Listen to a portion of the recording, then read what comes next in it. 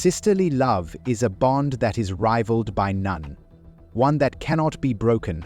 But what happens when that love gets out of control and causes a whirlwind of problems? In Shan, in the quiet, unassuming suburbs of Cedar Pines, the Dawson family appeared to embody the perfect image of middle-class American life.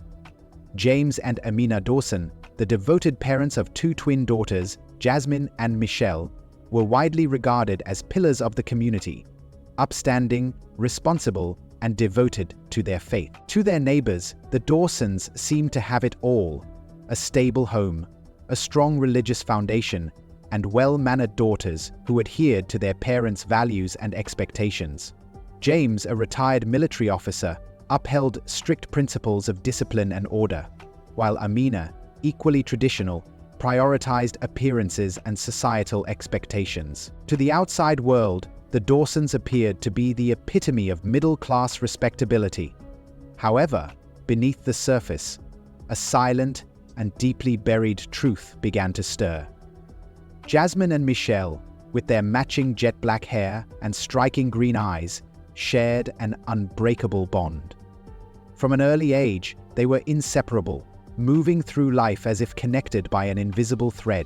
They had their own secret language, often finishing each other's sentences and anticipating each other's thoughts before a word was even spoken. They were praised by some and envied by others, but beneath this admiration, they were acutely aware of a connection that went beyond the conventional boundaries of sibling affection. In quiet, whispered conversations late at night, when the house was still, Jasmine and Michelle began to express feelings neither of them could fully comprehend.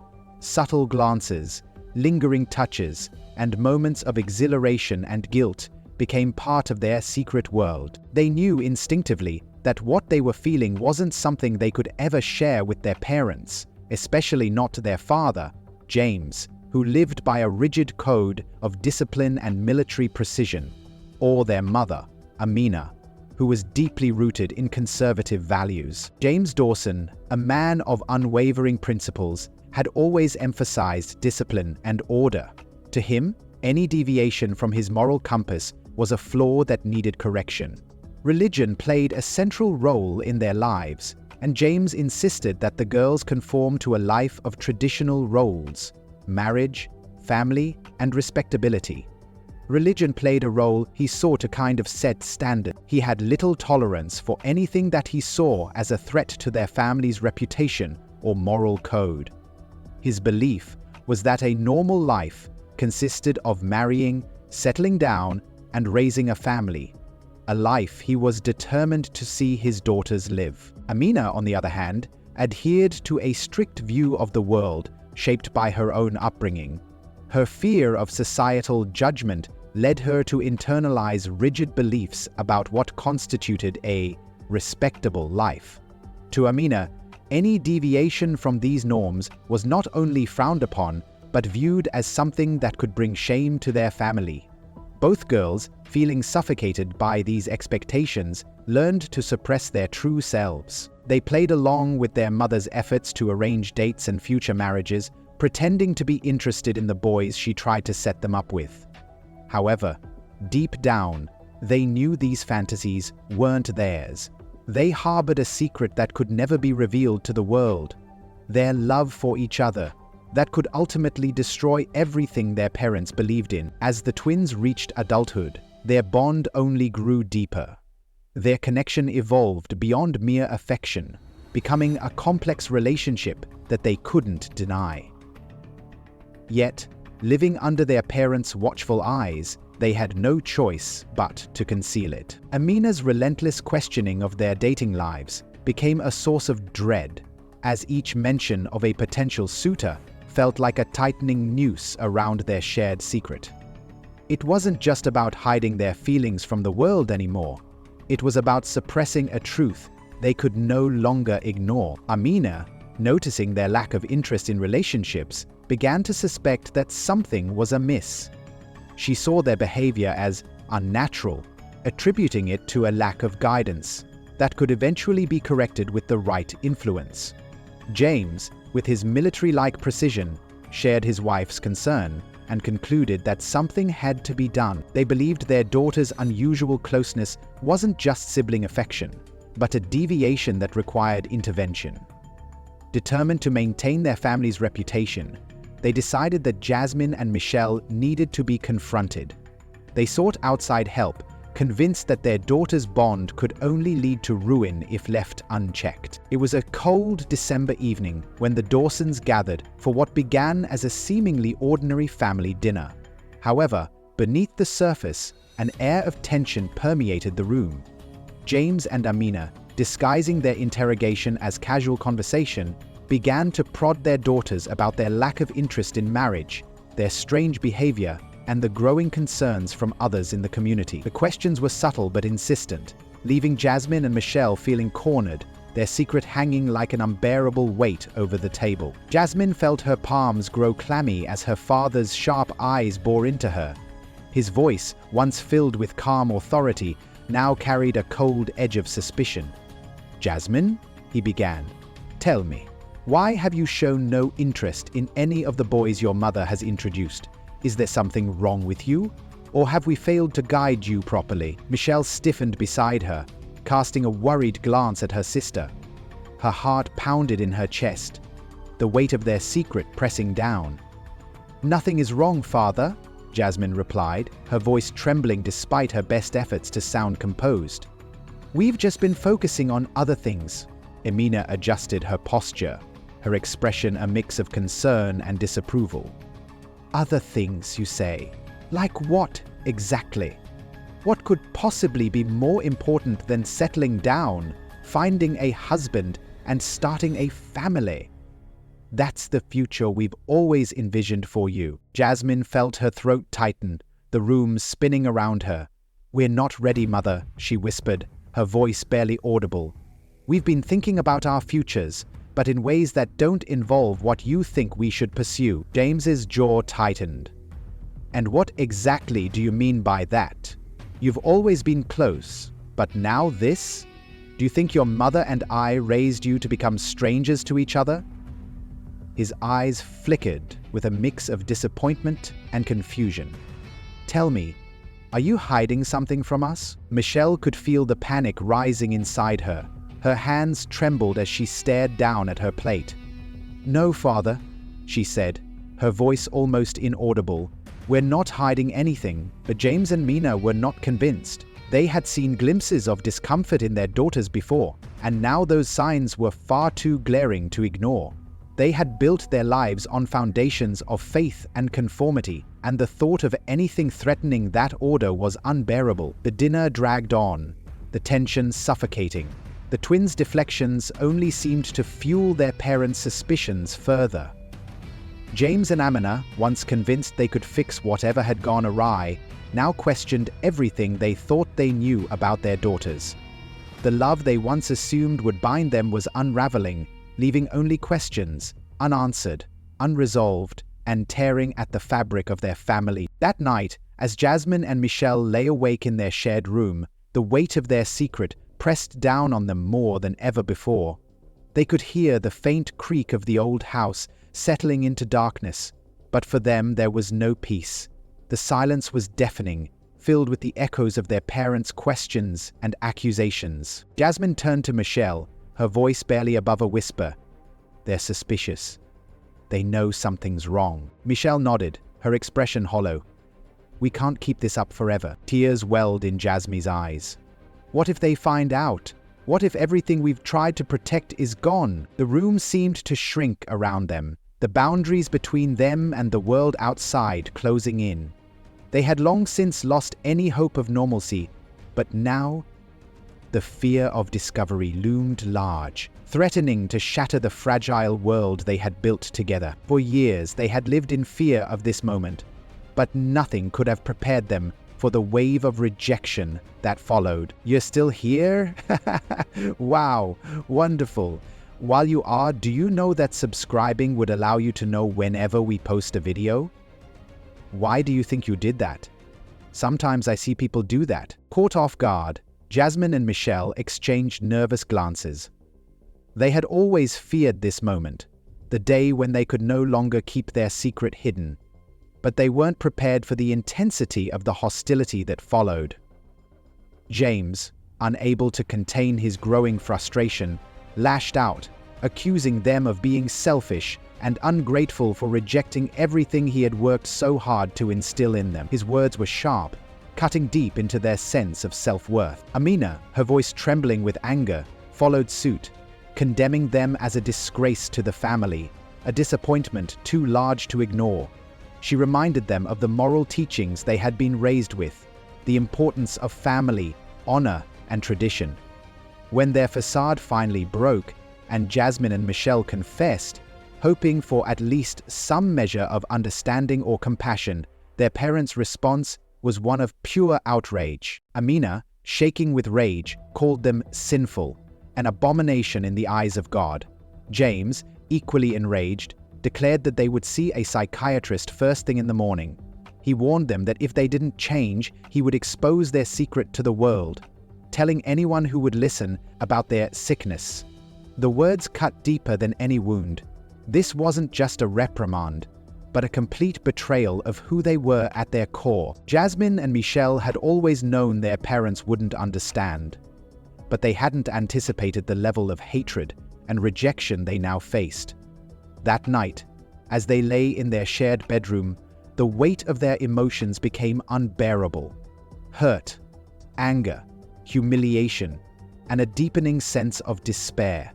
They were cornered, with no path forward that didn't lead to more suffering and shame. Their parents, the very people who should have loved them unconditionally, had turned against them, threatening to reveal their secret and subject them to a lifetime of ridicule and scorn. As the hours ticked by, seeds of resentment began to take root.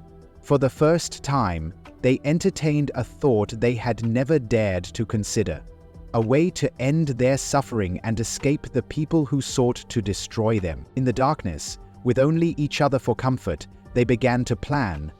It was a plan born of desperation, one that would forever alter their lives and push them down a path from which there would be no return. The hours crept by, as Jasmine and Michelle lay restless, haunted by the echoes of their parents' angry words. It was a cold December night, but they felt no chill.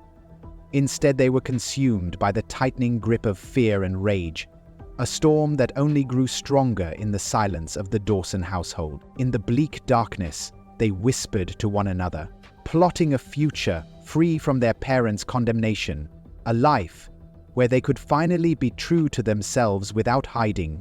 Their whispered words held the seeds of something both terrifying and liberating, the idea of ending the oppression at its source. Jasmine was the first to voice it, her eyes gleaming in the dim light. "We can't live like this, Michelle," she murmured, her voice tinged with desperation. "If they're not here, no one else will know." Michelle, with her heartbeat pounding in her chest, looked at her sister. A flicker of fear crossed her face, but it was quickly replaced by a strange sense of calm as the thought took hold. In that moment, their bond became unbreakable, fueled by a shared pain and anger only they could understand. Together, they carefully laid out their plan. It would require precision, courage, and a complete severing of any attachment to the life they had known. Over the next day, Jasmine and Michelle moved through the house with a careful calmness, concealing their plan beneath a mask of obedience. Their parents were watching them closely, expecting defiance or rebellion, but the twins were deliberate in their compliance. They attended dinner without protest, listened in silence as James and Amina reiterated their plans to send them to therapy and correct them. But beneath this calm exterior, Jasmine and Michelle were preparing. They spent the morning studying the house, identifying areas they could use to their advantage. They knew their parents' routines well, the times James locked up, the way Amina checked the doors before going to bed, the exact order in which they prepared for sleep. They memorized every detail, preparing to carry out their plan. That evening, as their parents slept soundly, Jasmine and Michelle reviewed the plan one last time, Any slip, any hesitation could mean failure. Their freedom depended on it. They took a moment to steady themselves, looking into each other's eyes with a shared understanding. This was their only way out, a grim but final path toward freedom. Around midnight, Jasmine and Michelle moved silently through the darkened house. They had chosen this time deliberately, knowing their parents would be deeply asleep and unaware. Jasmine led the way, her movements calculated as she held a small flashlight to guide them. Michelle followed closely, clutching a heavy wrench she had taken from the garage earlier, her grip firm as she steeled herself for what was to come. They approached their parents' bedroom, where James and Amina lay oblivious to the danger. Jasmine, calm but tense, pushed open the door carefully, just enough to see them sleeping soundly. She nodded to Michelle, signaling it was time. Michelle's heart raced as she raised the wrench, focusing on her mother's figure in the bed. There could be no hesitation, no moment of doubt. In a swift, decisive motion, she brought the wrench down, aiming for her mother's head. Amina stirred briefly before the blow rendered her unconscious. Michelle repeated the action, her face expressionless, delivering each strike with a cold detachment. Meanwhile, Jasmine, at her father's side of the bed, moved quickly, covering his mouth with one hand and pressing a pillow over his face with the other. James struggled against her, his eyes wide with shock, but his strength quickly faded. Michelle, seeing her sister's struggle, moved to help, adding her weight to the pillow until James lay still. In those moments, the Dawson household fell into an unnatural silence, broken only by the quiet, labored breathing of the two sisters. They stood beside the bed, taking in the reality of what they had done. It was both liberating and horrifying, a surreal mix of power and fear that left them trembling. Their hands shook as they gathered their belongings, taking a few essential items and as much money as they could find. In the darkness, they fled into the night, leaving behind the life that had trapped them. They had meticulously planned their escape down to the last detail, knowing they would need to act swiftly and cautiously to avoid any suspicion. Taking only what they needed, they moved quietly through the house, locking the front door behind them as they slipped into the cold, crisp night. Outside, the air was biting, sharp against their skin as they made their way down the empty streets, blending into the shadows. With purpose, they headed toward the bus station at the edge of town, where they would board a bus bound for a nearby city. Far enough to evade recognition, but close enough to travel discreetly on foot, avoiding unnecessary attention. For the first few hours, everything went according to plan. They boarded the bus, keeping their faces turned away from prying eyes, and settled into their seats. Their minds raced with a mixture of fear and exhilaration. They were free, unbound from the life that had once suffocated them, liberated from the expectations and condemnation that had defined their existence. Yet, freedom, they would soon learn, is fleeting. The bodies of James and Amina Dawson were discovered the following morning by a neighbor who had come to check on them. The sight that greeted her was horrifying.